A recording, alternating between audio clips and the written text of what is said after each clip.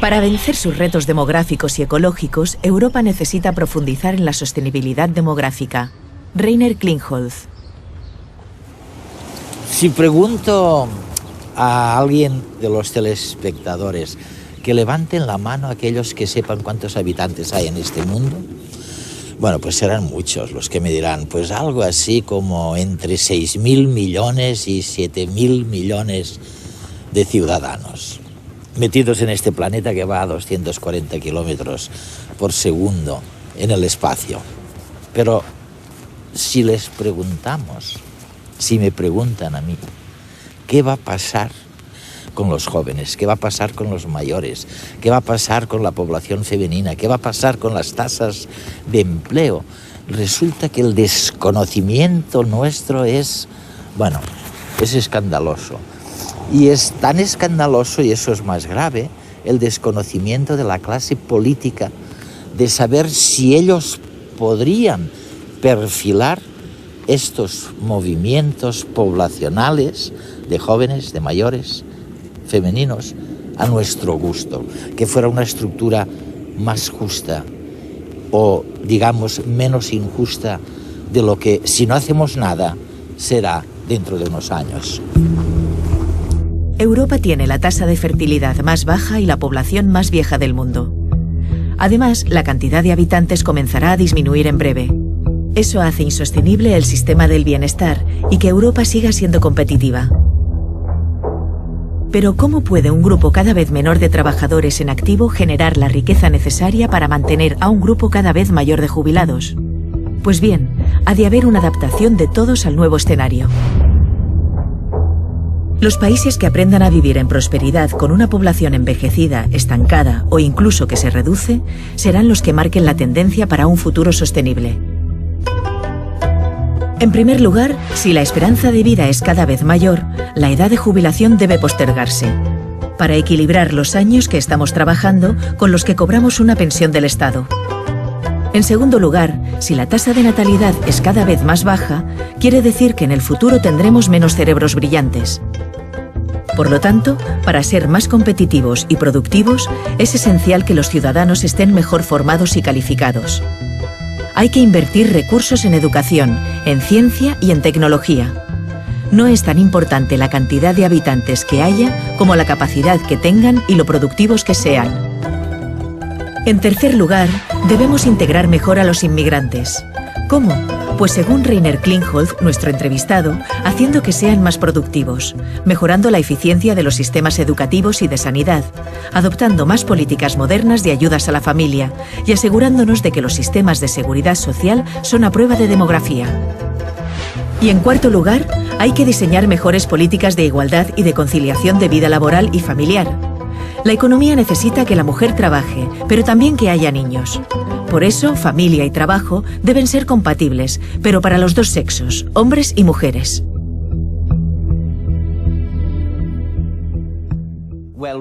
Ahora sabemos, gracias a tu investigación, que los países que aprenden a vivir con el descenso demográfico, o por lo menos con el envejecimiento de la población cuando no hay descenso, serán los que marquen la tendencia del futuro. Ellos serán los patrones del futuro. ¿Qué te lleva a pensar esto? Durante el último siglo hemos experimentado un enorme crecimiento demográfico. La población mundial se ha cuadriplicado. Ha pasado de 1.400 millones a más de 6.000 millones en cosa de un siglo.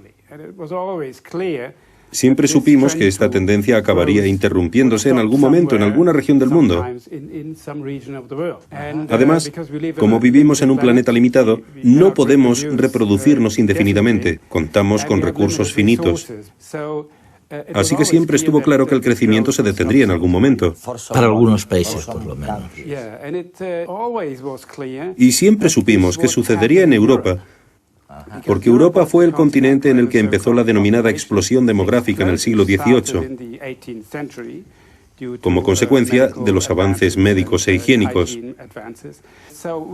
Así que fuimos los que marcamos la tendencia en los siglos XVIII y XIX al inventar la explosión demográfica. Y también hemos sido los primeros en presenciar ahora una tasa de natalidad muy baja. En países como España o Alemania, la tasa de natalidad es de 1,4 hijos por pareja, lo que significa que cada generación es un tercio más pequeña que la de nuestros padres, porque hay 2 progenitores, pero solamente 1,4 hijos. Así que falta un tercio, y esa población disminuirá a largo plazo, porque habrá 100 mujeres, 66 hijas, 44 nietas y solamente 30 bisnietas. En 3 generaciones, en ni siquiera 100 años, nuestra población podría pasar de 100 a 30. Al mismo tiempo, nuestra salud mejora cada día. Y también vivimos más. La esperanza de vida ha aumentado mucho. Se incrementa en 2 o 3 años cada década. Y puede aumentar unos 20 o 30 años más. De modo que la población media en países como España podría por lo menos vivir 80 años o quizá 90 o 95. Todo ello provoca el envejecimiento de la población, porque hay menos jóvenes para tomar el relevo y los ancianos viven cada vez más. Y trabajan. Por supuesto. Como envejecen con bastante salud y están mucho más sanos que en el pasado, pueden trabajar durante más tiempo, porque en algunos países el tiempo en el que la gente recibe la pensión de jubilación dura más que la vida laboral. Esto es completamente nuevo en la historia de la humanidad. En el pasado, las personas normalmente trabajaban hasta que tenían 65 años, o en el caso de los campesinos, incluso más. Prácticamente trabajaban hasta que morían. Hoy en día, cuando la gente se jubila, tiene por delante todavía 20, 30 o incluso 40 años. Por supuesto, lo primero que hay que hacer es llenar ese tiempo con cosas interesantes para hacer. Pero también hay que ocupar el tiempo generando algún ingreso. A menudo solemos pensar que las personas jóvenes son mucho más productivas e innovadoras que las mayores. Sin embargo, no tiene por qué ser así. La edad aporta experiencia, y está demostrado que cuando se combina en un mismo equipo a gente joven con gente mayor, se obtienen mejores resultados. De hecho, se ha visto que el aumento de la tasa de empleo de los mayores no ha menoscabado la de los jóvenes, sino que han aumentado las dos. Lo realmente nuevo es que puede darse una situación en la que más mayores y más jóvenes trabajan. Dicen los expertos que quizá esa sea una de las claves que permitirán que la vieja Europa siga siendo competitiva en el escenario global. Porque ahora mismo tenemos un problema. Nuestro continente tiene la tasa de fertilidad más baja del mundo, a la vez que una población cada vez más envejecida. Está cambiando el balance entre contribuyentes y destinatarios de prestaciones. Básicamente, los contribuyentes más potentes son los trabajadores, los que reciben algún salario. Y los beneficiarios más potentes, excepto en lo que se refiere al programa de educación, son las personas mayores. Para el economista Sergi Jiménez, profesor de la Universidad Pompeu Fabra e investigador del Centro de Análisis Económico FEDEA, eso genera tensiones en nuestro sistema de bienestar. Lo de aumentar la edad de jubilación es una consecuencia directa de las tensiones demográficas. Si se vive mucho más y hay mucha menos gente joven contribuyendo para sostener al sistema, la caja de la Seguridad Social sufre tensiones. La esperanza de vida de los europeos aumenta a razón de 3 años por década. Antes de las reformas que han emprendido recientemente muchos gobiernos, en algunos países de la Unión Europea la edad de jubilación se situaba alrededor de los 60 años. Pero se permitía prejubilarse antes. Así, algunas personas pasaban casi el mismo tiempo cobrando una pensión que en activo. Es necesario reajustar el balance aumentando un poco el periodo durante el cual se contribuye y disminuyendo a la vez un poco el periodo durante el cual se recibe la prestación.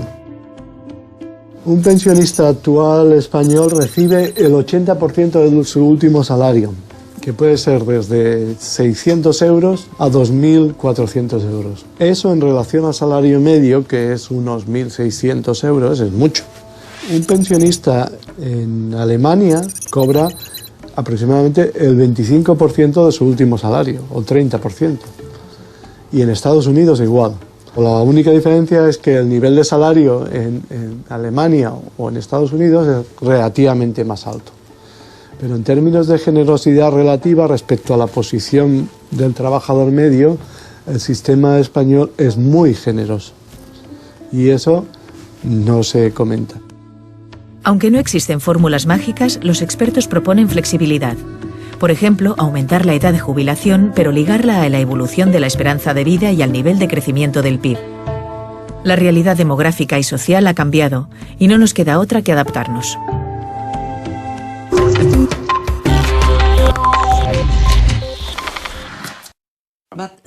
Pero Rainer, una cosa, hay algo que me venía a la mente mientras hablabas. Ante una población que disminuye y envejece, la única manera de compensarlo es poner a trabajar a las personas mayores, lograr que trabajen más años. Eso es correcto, ¿no? Es decir, en lugar de protestar y querer que la edad de jubilación se sitúe en los 60 años, deberíamos estar contentos y darnos cuenta de que sería una solución eficaz si dijéramos que a partir de ahora la edad de jubilación será los 70. Eso es así, ¿no? Sería parte de la solución, creo. Está claro que una población envejecida necesita dinero,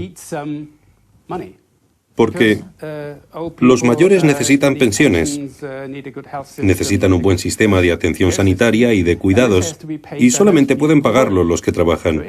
Si la proporción de personas que trabaja disminuye, o bien logramos que sean más productivos, más innovadores, y para eso necesitan más formación, o bien los que trabajan lo hacen durante más tiempo.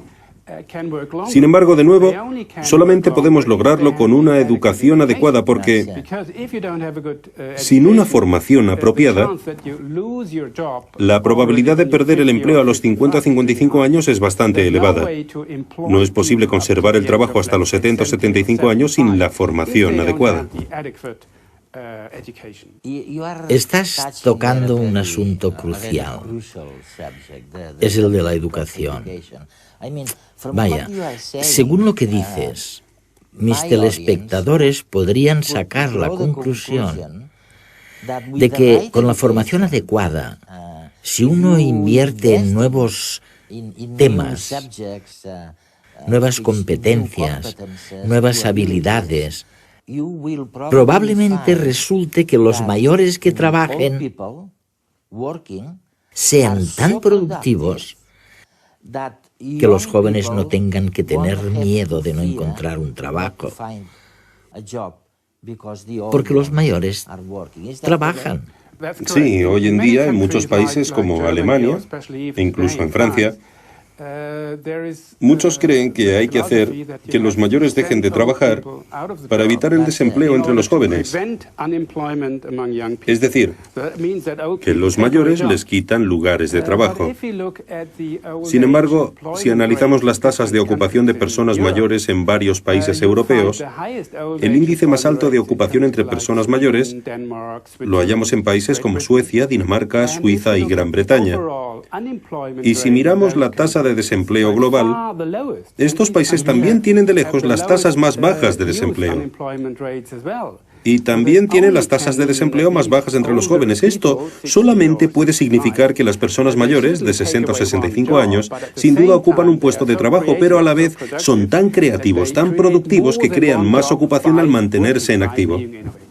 Es importantísimo lo que estamos sugiriendo. O sea, lo que estamos diciendo es que los mayores, la gente de más edad, si llevamos a cabo las reformas educativas necesarias para transferirles las competencias que necesitan nuevas para conseguir trabajo, si hacemos esto, resulta que, bueno, un puesto de trabajo adicional otorgado o encontrado por los mayores, en modo alguno va a socavar, va a reducir los puestos de trabajo de los jóvenes.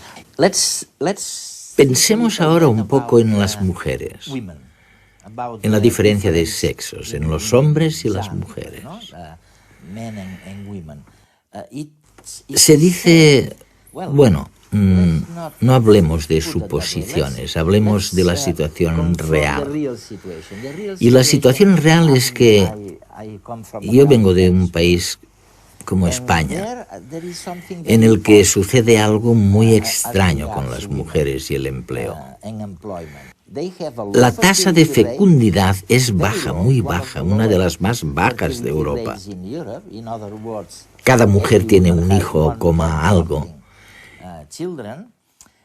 Y sin embargo, se trata de uno de los países con la tasa de desempleo femenino más alta. ¿Cómo se explica esto?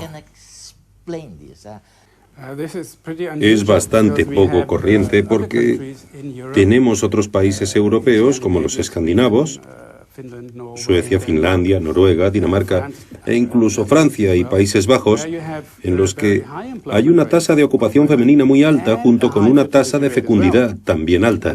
Eso contradice un poco la imagen que ofrecías de España. ¿Y cuál es el motivo? Pensemos que hace 200 años las parejas tenían 6, 7, 8, 9 hijos. Hay muchas razones por las que la gente tiene menos hijos hoy en día. Todo tiene que ver con la evolución de la sociedad. Y el principal motivo de la revolución social ha sido el cambio en el papel que desempeña la mujer en la sociedad. Todos los países de Europa se han modernizado para que las mujeres tuvieran una mejor educación y un mejor acceso al mercado laboral. Pero solamente aquellos países que han sido suficientemente listos como para proporcionar oportunidades de conciliación de la vida familiar y la vida laboral tienen tasas de fecundidad elevadas. En cambio, los países en los que la sociedad se ha modernizado, pero la vida familiar ha seguido rigiéndose por un estilo patriarcal, son los países con tasas de fecundidad bajas. Y es interesante constatar que son principalmente los países europeos católicos, como Italia, España, Portugal, los que tienen tasas de fecundidad bajas, porque la Iglesia Católica sigue queriendo preservar un modelo antiguo de vida familiar en el que las mujeres se quedan en casa y los hombres salen a ganar el pan. Pero esto choca completamente con la realidad social. Y en los países en los que la realidad social contradice la ideología, el planteamiento ideológico patriarcal de la familia, las personas deciden no tener hijos o tener solamente un hijo.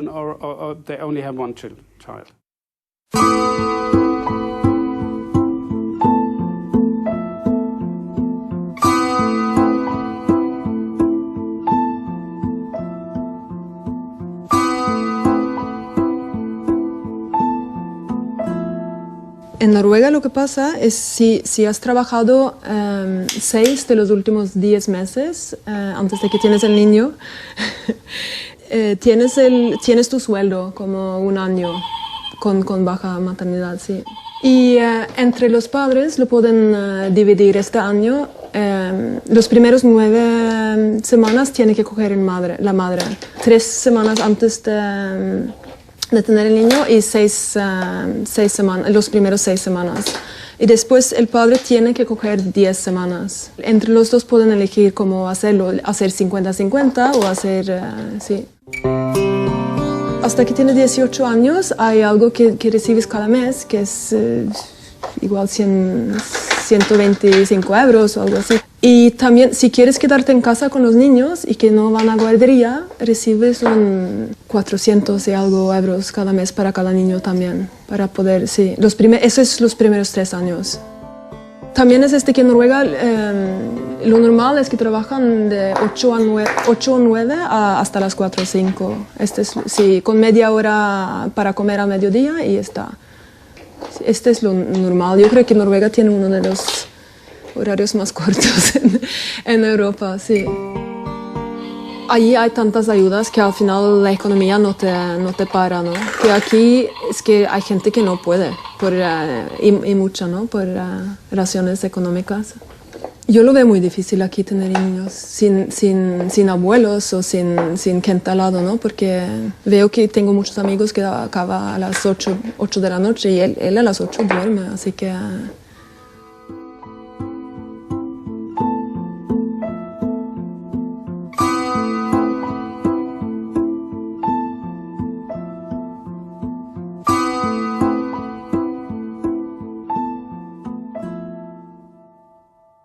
Al paso, al paso, al paso. Al trote, al trote, al trote.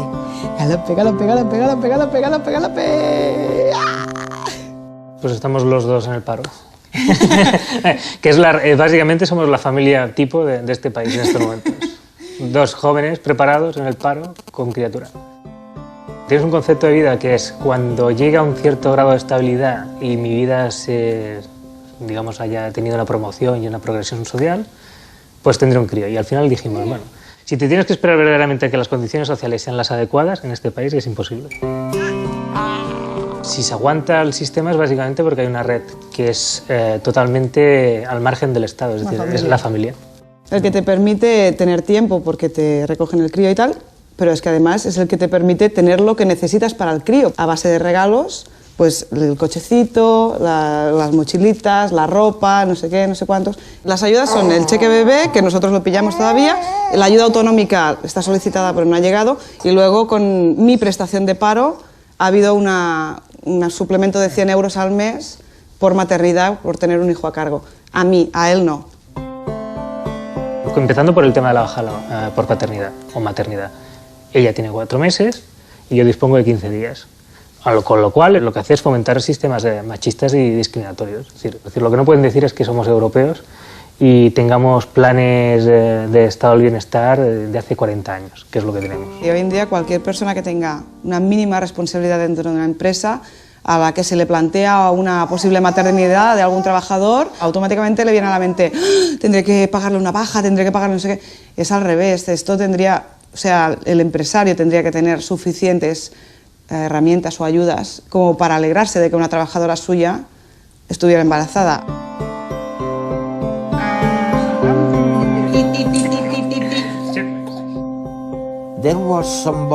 Cuando estábamos en el hotel, un chico español que trabaja en la cocina se ha acercado a nosotros porque quería saludar a las personas que hacen el programa de redes, que él conoce muy bien. Y me ha dicho que está feliz, muy feliz, y que hay muchas personas procedentes de España que buscan ahora un trabajo en Alemania. Y a mí esto me ha recordado el comienzo de la década de 1960 o finales de los 50, cuando centenares de miles de españoles se fueron al extranjero a buscar un trabajo. Y luego este joven me ha dicho, ¿sabes? Estamos consiguiendo tanta ayuda para la población inmigrante y para los jóvenes que somos muy felices. ¿Cuál sería tu consejo para los distintos países europeos? Creo que los canales migratorios europeos han cambiado completamente. Has mencionado la ola migratoria de los 60, cuando los trabajadores extranjeros llegaron a países como Alemania, que tenían una economía floreciente. Procedentes de lugares como Grecia, Portugal, Turquía, España, normalmente se trataba de personas muy poco cualificadas. En ese momento los necesitábamos en las fábricas de producción, claro, pero los que hoy recibimos de España son personas altamente cualificadas y es una especie de migración circular porque también tenemos alemanes trabajando en España y alemanes trabajando en Suiza y británicos trabajando en Polonia. Europa se ha convertido en un continente donde las personas están muy acostumbradas a viajar para cambiar de trabajo. No tenemos tantos obreros inmigrantes en Alemania, lo que sí que tenemos ahora y tendremos más en el futuro son obreros inmigrantes procedentes de países no europeos.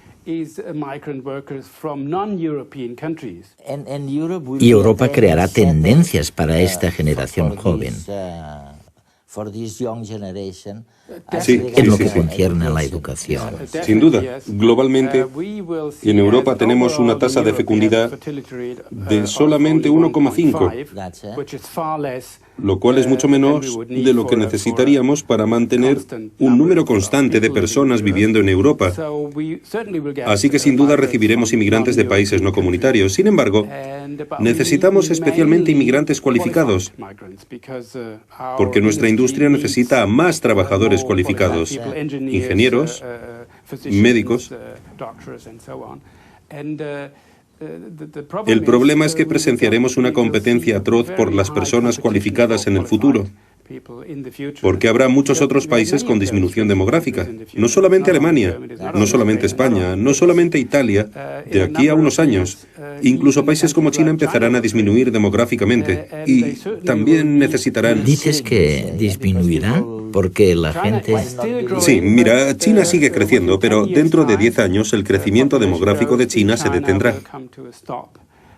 Después de eso, la población de China disminuirá. Y lo hará a un ritmo mucho más elevado que el que conocemos aquí en Europa, porque en países como Alemania pasamos de 2,5 hijos a 1,4. Pero China viene de 6 hijos en el primer periodo de Mao a los 1,6 hijos de hoy. De modo que la brecha entre la generación de mayores y la generación de jóvenes, mucho más pequeña, resulta mucho más acusada en estos países. Por eso son tan productivos ahora, porque la mayoría, casi el 70 u 80% de la población, está en edad activa y trabaja. Sin embargo, en cuanto todas estas personas, las masas que ahora están en edad productiva, alcancen la edad de jubilación, digamos que de aquí a 15 años se producirá una especie de avalancha de pensionistas. No obstante, tanto en unos lugares como en otros, la única posibilidad de compensar estos cambios demográficos será, como dices, recurriendo a la educación, una mejor educación. Más dinero, más recursos destinados a la educación. Sí, sí, sí. Es una fórmula muy simple. Tendremos menos cerebros jóvenes en el futuro, así que para seguir siendo competitivos y productivos, tendremos que extraer más competencias de este número más reducido de cerebros jóvenes. Así que tenemos que formarlos mejor, darles mejores oportunidades y especialmente tenemos que brindarles oportunidades a los grupos menos privilegiados socialmente en muchos países. Y me refiero especialmente a la población de inmigrantes que por ahora no consigue muy buenos resultados académicos, y no porque sean estúpidos, sino porque no tienen igualdad de oportunidades. La vida laboral ha de prolongarse y Europa ha de invertir mucho en educación. Rainer Klingholz.